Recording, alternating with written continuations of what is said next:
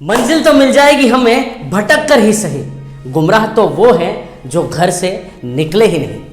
दोस्तों, एक बार हुआ यूं कि बरसात के देवता इंद्रदेव ने यह निश्चित किया कि वो एक छोटे से गांव की परीक्षा लेंगे। उन्होंने ये आकाशवाणी की कि अगले 12 सालों तक इस पूरे गांव में बारिश नहीं होगी। अभी आकाशवाणी सुन के किसान बेचारे परेशान हो गए, हताश होकर इंद्रदेव के पास पहुंचे। उन्होंने कहा कि इंद्रदेव, अगर बारिश नहीं होगी तो हम तो भूखों मर जाएंगे, खाने बिना मर जाएंगे। इंद्रदेव ने कहा, देखो भाई, मैं इस कही हुई बात को वापस तो नहीं ले सकता, लेकिन तुम्हें एक उपाय जरूर बता देता हूं कि अगर भोलेनाथ जी, शिव जी ने एक बार भी अपना डमरू बजा दिया ना, तो तुम्हारे गांव में बारिश हो जाएगी और तुम इस श्राप से मुक्त हो जाओगे। किसानों को उम्मीद मिली। ये उम्मीद लेकर वो भोलेनाथ जी के पास पहुंचे।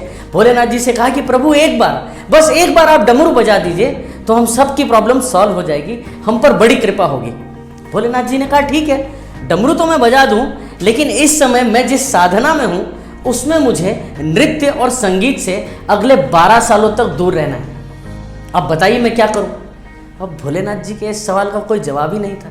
किसानों का दुख और तकलीफ दोनों दुगनी हो गई। उन्होंने सर झुकाया, निराश हुए और घर वापस आ गए।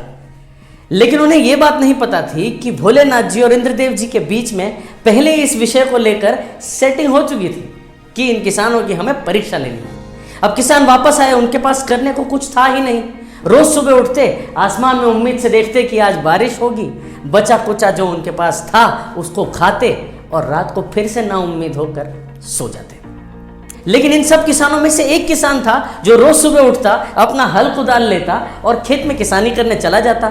जब गांव के बाकी लोगों को यह बात पता चली तो उन्होंने इसका बड़ा मजाक उड़ाया। जाकर इससे कहा कि तुझे पता नहीं भोलेनाथ जी ने क्या कहा था, अगले 12 सालों तक बारिश नहीं होगी, तो तू क्यों थक रहा है, क्यों परेशान हो रहा है? इस पर उस मामूली से किसान ने जो जवाब दिया वो काबिल तारीफ था। उसने कहा कि अगर इन 12 सालों में मैं खेती करना, किसानी करना, सिंचाई करना, हल जोतना, इतनी कड़ी धूप में मेहनत करना अगर भूल गया तो अगले 12 सालों बाद भी मैं किसी काम का नहीं रहूंगा। तो ये रोज मेहनत में सिर्फ अपनी प्रैक्टिस बनाए रखने के लिए कर रहा हूं, आने वाले समय के लिए तैयार रहने के लिए कर रहा हूं।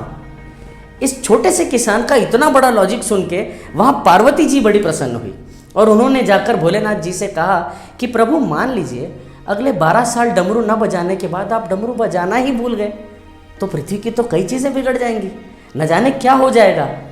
भोलेनाथ जी को ये बात पटी और उन्होंने तुरंत अपना डमरू मंगाया और जैसे ही पहली बार बजाया उस गांव में घनघोर बारिश हुई और जो किसान अपनी फसल जोतकर तैयार खड़ा था उसने एक बहुत सुंदर फसल उगाई और बाकी किसानों के पास पश्चाताप करने के अलावा और कुछ नहीं था। दोस्तों, इस कहानी से हमें यह समझ आता है कि ये कोरोना, ये पैंडेमिक कभी तो खत्म होगा, लॉकडाउन कभी तो खुलेगा, चीजें कभी तो नॉर्मलाइज होंगी। अरे भाई, दुकानों पर शटर लगा है, हमारे दिमाग पर थोड़ी। दो बातें हैं, या तो आप बैठकर इन चीज़ों का नॉर्मल होने का इंतज़ार कर सकते हैं, लेकिन मेरे हिसाब से अपने छोटे से भी टैलेंट को, छोटे से भी पैशन को, छोटे से भी स्किल को इस समय पॉलिश करते रहना ज़रूरी है। अपने जोश को बरकरार रखना ज़रूरी है। अपने आने वाले प्लान्स को और पुख्ता और मजबूत करते रहना ज़रूरी है और ऐसी किसी भी मुसीबत के लिए अपने आप को और तैयार करते रहना ज़रूरी है, क्योंकि डमरू कभी भी बच सकता है। तो दोस्तों, आपके पास चॉइस है, आप अपनी कैपेबिलिटीज़ को मजबूत बनाएं या घर पे बैठे रहें बेकार से। लेकिन हाँ, हर हफ्ते सुनते रहिए मिश्रा जी कहानीकार से।